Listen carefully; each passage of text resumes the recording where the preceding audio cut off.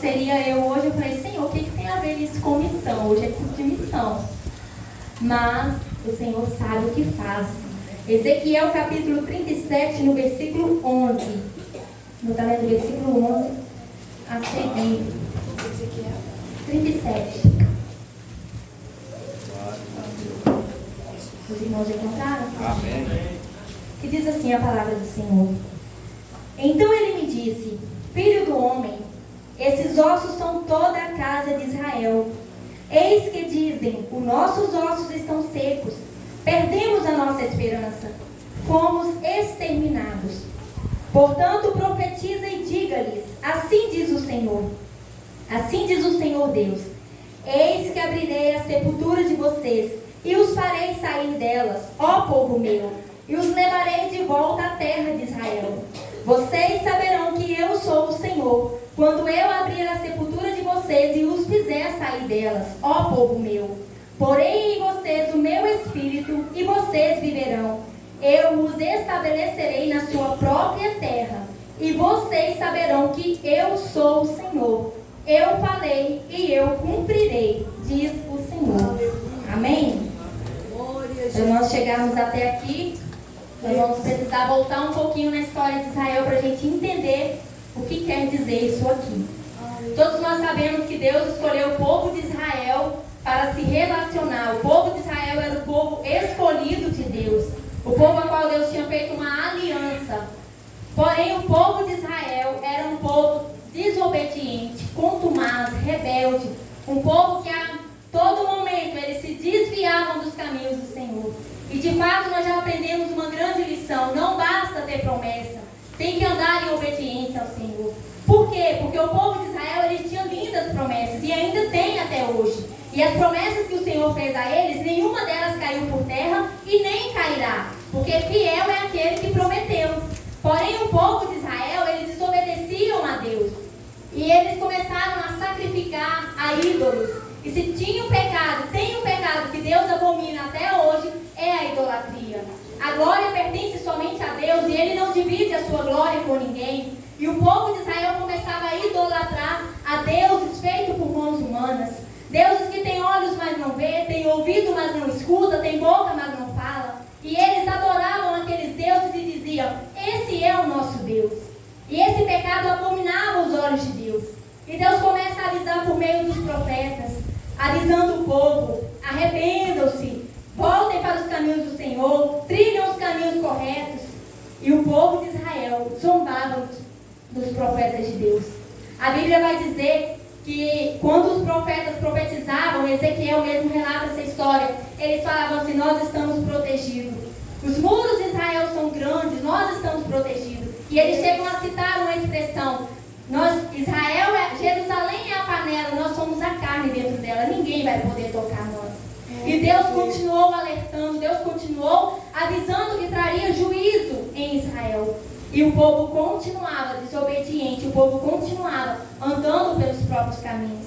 E com Deus não se brinca. Se Deus diz que vai trazer juízo sobre a terra, Ele quer primeiro nos avisar. Porque Deus, se tem uma coisa que eu aprendo nas Escrituras, é que Ele nunca traz juízo sem primeiro avisar. E todas as vezes que Deus avisa, se houver arrependimento, Deus não trata com juízo. Um exemplo disso é o povo de Nínive. Deus usou o profeta Jonas e falou com Jonas, avisa Nínive. E o povo de Nínive se humilhou nas cinzas e no pó. E Deus não destruiu. E o povo de Nínive era um povo terrível. Porém Deus perdoou, porque eles submeteram a palavra de Deus. E o povo de Israel não. O povo de Israel zombava dos profetas. O povo de Israel escarneciam dos profetas. E quanto mais os profetas profetizavam o juízo de Deus às nações, mas eles andavam pelos seus próprios caminhos. O povo de Israel, nação santa, escolhida por Deus, eles se desviaram tanto dos caminhos do Senhor, que eles chegaram a sacrificar os próprios filhos a Baalins, a Moloque, a deuses estranhos. Então chegou um tempo em que Deus permitiu o juízo chegar. E quando Deus permitiu, a gente sabe que foi 3 levas de cativeiro. E Deus permite que o povo de Israel, a nação santa, amada por Deus, fosse levada cativa. E quando esse povo está em cativeiro, a Bíblia vai dizer que eles perderam todas as esperanças. Foi nesse ponto de cativeiro que eles foram ver que as promessas do Senhor, trazidas por meio dos profetas, era verdadeira. E nós temos observado, eu tenho sempre observado, porque Deus tem trago mensagem de juízo na nossa congregação. Isso é um alerta de Deus para nós, não é porque Deus quer trazer juízo sobre nós, porque Deus tem prazer em tratar, porém Deus sempre tem prazer maior ainda em perdoar e resgatar a nossa vida. E quando Deus nos alerta de alguma coisa, primeiro Ele sempre alerta, por quê? Porque Ele espera de nós um arrependimento verdadeiro. Todas as vezes que Deus avisa de juízo sobre a terra, Ele sempre está disposto primeiro a perdoar. Só que muitas das vezes nós fazemos como o povo de Israel. Deus avisa que vai trazer juízo e nós continuamos andando por caminhos tortuosos. Isso é muito sério, isso fica um alerta para nós. Nós precisamos andar em obediência à palavra de Deus. Por quê? Porque promessa nós temos. E são ricas as promessas que o Senhor tem para cada um de nós. Porém, toda promessa é condicionada com obediência. Não tem como Deus cumprir promessa na vida de crente que não submete a obediência à palavra de Deus. E havia chegado o tempo de juízo. E o povo de Israel foi levado cativo para a Babilônia. E foi nesse ponto que Ezequiel teve essa visão. O povo de Israel estava sem esperança. O versículo que eu li, ele disse: os nossos ossos estão secos. Perdemos a nossa esperança, fomos exterminados. Israel, a nação que era cuidada tão bem pelo nosso Deus, agora estava na mão do exército inimigo. Israel estava à mercê do rei da Babilônia, cativo, preso, distante do seu país. E para piorar a situação, Jerusalém, uma cidade amada, uma cidade que representava muita coisa para eles, estava completamente desolada e destruída. A Bíblia diz que eles atearam fogo na cidade, derrubaram os templos, carregaram os utensílios do templo. A situação era devastadora. E o povo fala: nós estamos sem esperança. Mas o nosso Deus, Ele é tão misericordioso. E a Bíblia diz que as misericórdias do Senhor são a causa de não sermos consumidos. Aleluia. Ele usou o profeta Ezequiel mais uma vez e deu uma visão a Ezequiel. E no início do capítulo ele fala que o Senhor o levou em espírito e deixou num vale que estava cheio de ossos. Esses ossos, eles representavam a nação de Israel. E o Senhor disse para Ezequiel: filho do homem, será que esses ossos podem reviver? Deus. Eu imagino Ezequiel, se fosse uma pessoa talvez assim como eu, diria para o Senhor, né? Como ele disse, só tu sabes. Porque já pensou, um vale de ossos secos? Na verdade, isso é uma representação. Não existe um vale de ossos secos. Representa a nação de Israel. Porém, um povo totalmente sem esperança. E Deus pergunta para ele: será que esses ossos podem reviver? E Ezequiel respondeu: Senhor, só tu sabes. E o Senhor deu uma ordem para ele: profetiza para esses ossos, ossos secos, ouçam a palavra do Senhor. Eis que farei entrar em vocês o Espírito e vocês verão. Porei tendões sobre vocês, farei crescer carne em vocês e cobrirei de pele. Porei em vocês o Espírito e vocês viverão. Então vocês saberão que eu sou o Senhor. O profeta Ezequiel, diante daquela circunstância, diante da voz do Todo-Poderoso, a única coisa que ele pôde fazer era repetir a ordem do Senhor. E ele profetizou sobre aquele vale de ossos secos. Porém, a situação da nação era devastadora.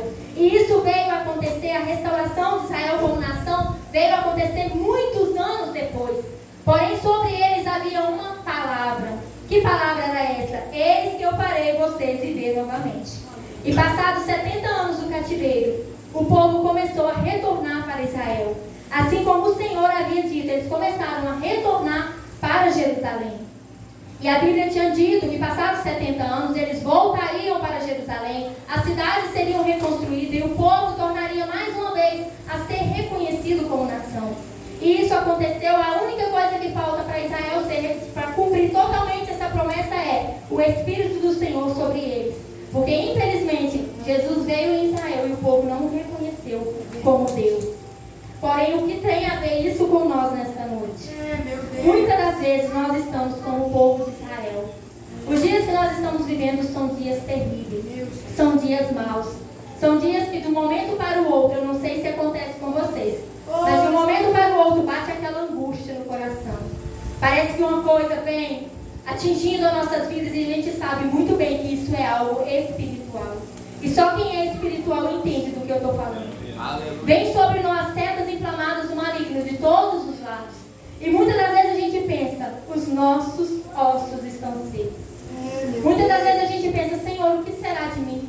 Será que eu consigo caminhar mais essa semana? Será que eu consigo ir na tua casa hoje? Será que eu vou amanhã? O que será de mim na tua presença? Porque os dias são maus. Dentro dos nossos lares, muitas das vezes, é casamento sendo destruído para todos os lados.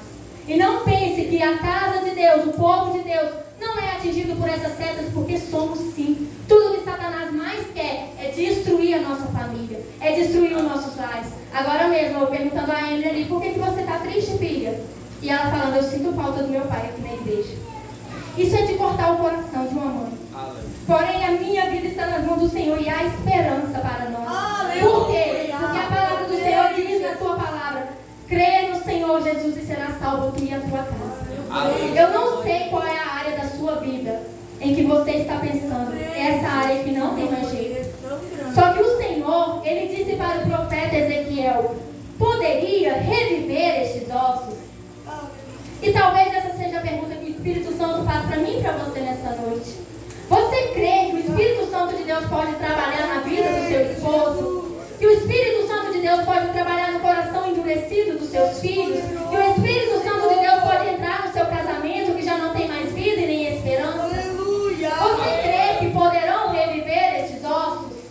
Porque se você crê que esses ossos poderão reviver, o Espírito Santo de Deus está aqui nessa noite com a autoridade que Ele me deu nesta noite. Eu digo a você, profetiza.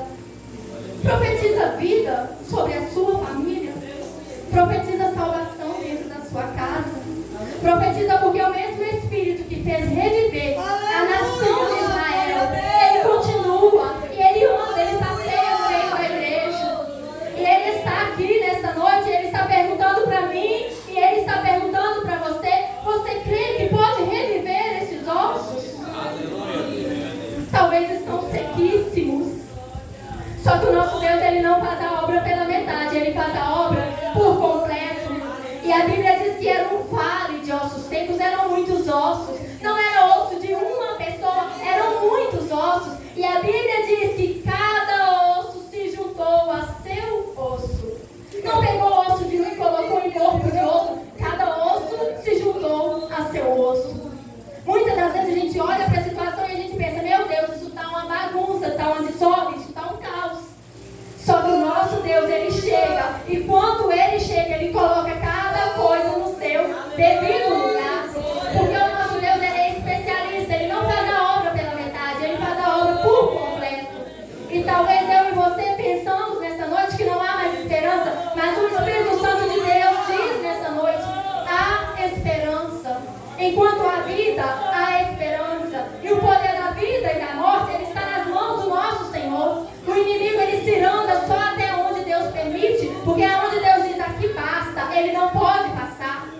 Se a sua vida está nas mãos do Senhor, não importa se o seu marido não é cristão, não importa se o seu filho não é cristão, o que importa é que você está na dispensação do Espírito de Deus nessa noite. E a palavra de Deus liberada sobre a sua vida é: creia no Senhor Jesus. Para Deus não há nada impossível. Aquilo que é impossível para mim, aquilo que é impossível para você, para o nosso Deus não é impossível. Eu não tenho poder de salvar ninguém. Você não tem poder de salvar ninguém, por mais que você queira, por mais que eu queira. A minha casa restaurada, eu não tenho esse poder. Mas o Espírito Santo de Deus, ele trabalha em nosso favor.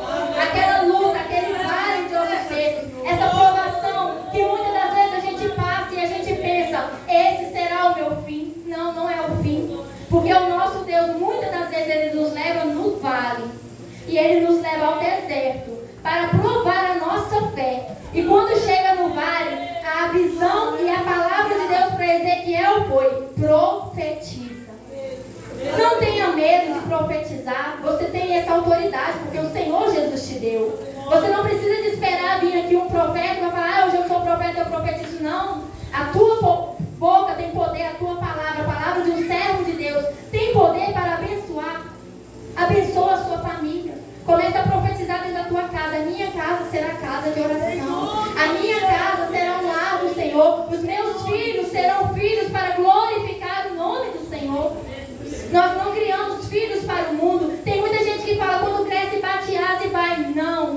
Os nossos filhos são herança do Senhor. A nossa casa, ela servirá de glória para o nome do Senhor ser glorificado. A nossa casa não será motivo de vergonha para as pessoas olharem e falar: ah lá, ó, a bobinha está toda semana na igreja e a casa dela é uma desordem. Não. A desordem só vai até onde Deus deixar. Porque o dia que Deus entrar com providência, o caos vai criar ordem. E o nome do Senhor será glorificado. O vale de ossos secos pode ser grande. A sua luta pode ser terrível. Eu não sei o que você passa e você não sabe o que eu passo. Mas de uma coisa eu sei: Deus não te leva no vale para você ver os ossos e deixar eles lá. Deus não te mostra o caos que está, a desordem que está, para você ver e não fazer nada. Você tem boca para falar. Você tem um pai para você clamar. Você não precisa dizer palavras bonitas. Você não precisa preocupar em o que você vai falar. Deixa a sua alma gritar ao Senhor. Se você não tiver palavras para falar, chore. Mas não deixe de buscar ao Senhor, porque o nosso Senhor é poderoso para fazer infinitamente além do que pedimos ou sonhamos. Os vales de ossos secos muitas vezes nos deixam apavorados. Muitas das vezes a gente fica assustado. Muitas das vezes, se a gente olhar para os problemas, a gente fica sem esperança. Mas nós precisamos olhar para a palavra do Senhor. A palavra de Deus, ela é mais doce do que o mel. É claro que tem muitas coisas aqui na palavra que muitas das vezes é também amarga. Tem muita coisa na palavra que é para exortação. Porém, tudo aquilo que está na palavra nos mostra um caminho, nos aponta a direção. E eu perguntei ao Senhor: Senhor, o que tem a ver isso com o culto de missão? E o Espírito Santo me levou por algo e eu quero compartilhar com os irmãos. A Bíblia fala que o povo de Israel pecou porque lhe faltou conhecimento. Hoje é culto de missão. E muitas das vezes a gente fala: ah, eu quero ser um missionário, eu quero levar a palavra, eu quero falar de Jesus às nações. Porém, nós aprendemos a lição do último trimestre que missão não é eu querer fazer, é o próprio Deus quem separa e quem envia a pessoa. E nós aprendemos também que missão é evangelizar, é levar a palavra, é ensinar alguém sobre as verdades da palavra de Deus. E o Espírito Santo me começou a levar para nossas casas, para nossas famílias. O que é que nós temos ensinado nossos filhos dentro de casa?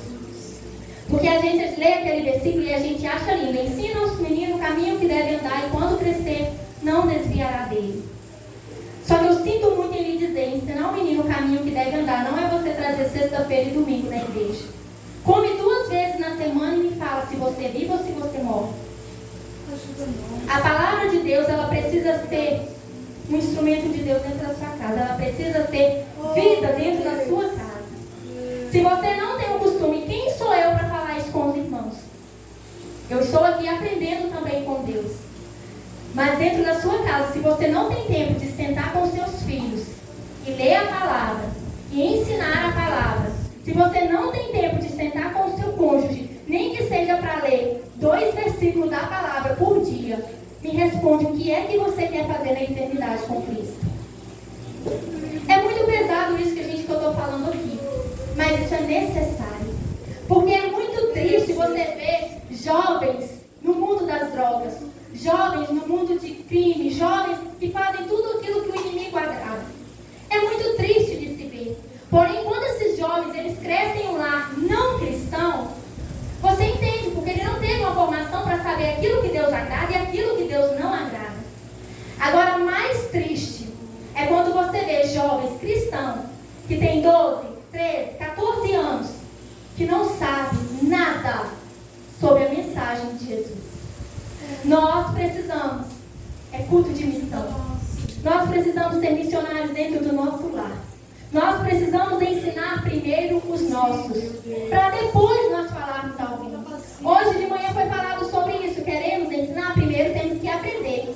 E talvez você me diga: ah, irmã, mas eu não sei explicar. Vai lendo. Começa lendo. Quando eu comecei a ler a Bíblia, eu não entendia nada. Nada. Mas aí você começa a ler Mateus. Daqui a pouco você lê Marcos, daqui a pouco você lê João, e você vai lendo. E vai chegar uma hora que o Deus vai te dar discernimento da palavra. E aí você vai começar a entender os mistérios de Deus. E a palavra de Deus é simples, não é tão difícil assim. Mas só que nós precisamos transmitir isso para os nossos filhos. Ah, mas o meu filho não quer saber de nada. Não tem problema, faz a sua parte. Gente, o Nicolas e o Derek, eles têm TDAH, é difícil demais ensinar alguma coisa para eles. E eles mexem 24 horas, eu estou ali lendo e eles estão andando para lá e para cá. E outro dia eu falei assim, eu não vou ensinar mais nada, senão eu estou perdendo meu tempo. Porque tem hora que dá uma raiva, a gente está lá falando, ensinando, e o menino está correndo, e o menino está beliscando no outro. E outro dia desse, para minha surpresa, eles acordaram de manhã cedo, e um dia que eu falou assim, mamãe, ele estava com essa camisa, reconciliados. Ele falou assim, Jesus morreu, fui. Até mandei um vídeo para Simone. Aí eu falei assim, filho, Jesus morreu na cruz, né? Ele falou assim, ele veio nos salvar. O meu coração encheu de gozo. Porque não adianta eu ganhar o mundo inteiro se eu perder a minha família. Não adianta você evangelizar seus vizinhos. Não adianta você evangelizar Vargem Grande inteiro se a sua casa não conhece ao Senhor. Comece dentro do seu lar. Comece com 20 minutinhos, 30 minutinhos. O que é isso comparado a todo o tempo que nós passamos em redes sociais? Comece fazendo o mínimo que você pode. Porque quando você começar, Deus vai continuar te ajudando. Deus vai continuar te dando sabedoria. E na hora que você menos assustar, os seus filhos vão estar como o Bernard estava ontem, contando os dias para poder batizar. Isso é lindo, meus irmãos. E eu estou citando esses exemplos porque são crianças que eu tenho convivência. Isso é lindo de se ver. E não pense que o Bernard quis aceitar Jesus, quis batizar aqui na igreja, não. Porque geralmente aqui na igreja a criança nem presta atenção na mensagem. Mas é o ensinamento que vem de casa. O nosso culto aqui, ele precisa transbordar aquilo que nós vivemos lá, dentro das nossas casas. Eu não sei qual é a área da sua vida que você perdeu a esperança. Eu não sei se é os seus filhos que você pensa, não, meu filho nunca vai querer Jesus. Eu não sei se é o seu esposo que você pensa, nossa, meu marido nunca vai mudar. Eu não sei se é talvez até você que está caminhando, pensa em parar, eu não sei. Mas de uma coisa eu sei, o mesmo Espírito que soprou lá no Vale de Ossos Secos é o mesmo Espírito que está aqui nesta noite. Eu quero te convidar nesta hora a você pensar em algo na sua vida que você pensa que está sem esperança. E você começa a pedir a Deus nessa noite, começa a profetizar a vida nesta noite. Começa a pedir a Deus para visitar aquela área que só Deus e você sabe. Aquelas coisas que você nem conta para ninguém, de tão vergonhoso que é. De tanta luta, de tanta provação, aquelas orações que você vem fazendo há anos e você pensa, meu Deus, esqueceu de mim. Comece a profetizar lá dentro do seu lar, comece a profetizar sobre os seus irmãos, comece a profetizar sobre seus filhos que foram criados no caminho do Senhor, mas que hoje em dia estão distantes. Você fez a sua parte, creia que o Senhor Jesus, Ele fará dele. Creia que não é no seu tempo e nem no meu, é no tempo de Deus. E no tempo certo as coisas vão chegar ao seu devido lugar. No tempo certo, o Espírito Santo de Deus vai soprar, aleluias, e não há nada que resista às mãos do Senhor. Não há nada que impede o agir do Espírito Santo de Deus na minha e na sua vida. Tudo que eu e você precisamos fazer é crer. Creia, porque o Senhor, Ele é poderoso para soprar sobre o vale, para soprar sobre a sua vida, para soprar dentro do seu lar, para soprar lá no seu trabalho, para soprar aonde quer que for preciso, seja na área física, espiritual, conjugal. O nosso Deus, Ele é poderoso. Não há nada perdido. A esperança ela não pode acabar, porque o Senhor Jesus é quem te garantiu. E quando Deus faz uma promessa fiel, é Ele para cumprir. Eu só peço a você que ande em obediência a Deus. Ande em obediência à palavra de Deus, porque no tempo certo, tudo se cumprirá. As promessas de Deus não caem por terra. Fiel é aquele que prometeu. Ele é fiel para cumprir na minha e na sua vida. Eu peço ao Senhor que continue a falar em cada coração. E não pense que quando eu disse sobre os filhos, eu estava querendo exortar ninguém. Porque quem fala no meio de nós não sou eu, é o Espírito Santo de Deus. E se você der lugar, você vai ver a transformação que Deus vai fazer na sua casa. Porque o nosso Deus, Ele é poderoso. Nessa hora eu quero convidar, se tiver alguém que talvez por meio dessa palavra, ou talvez já venha há alguns dias, com desejo desejo no coração de fazer um compromisso com o Senhor, de querer aceitar Jesus como o único e suficiente Salvador da sua vida. Porque não há esperança longe de Jesus. Não tem como chegar no céu distante da cruz. É só Ele quem salva. É só Ele quem tem poder para ressuscitar os vários e ossos secos. É só Ele quem pode soprar vida neste coração aflito. Tem alguém que queira fazer um compromisso com Jesus nesta noite? Eu convido alguém aqui na frente, nós vamos orar com vocês. Glória a Deus.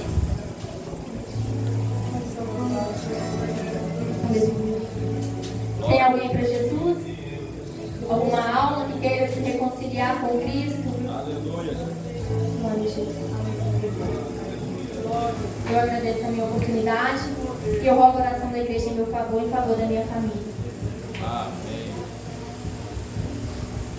Glória a Deus. Glória a Deus. Graças a Deus. Aleluia. A palavra, irmãos, bem explanada nessa noite, né?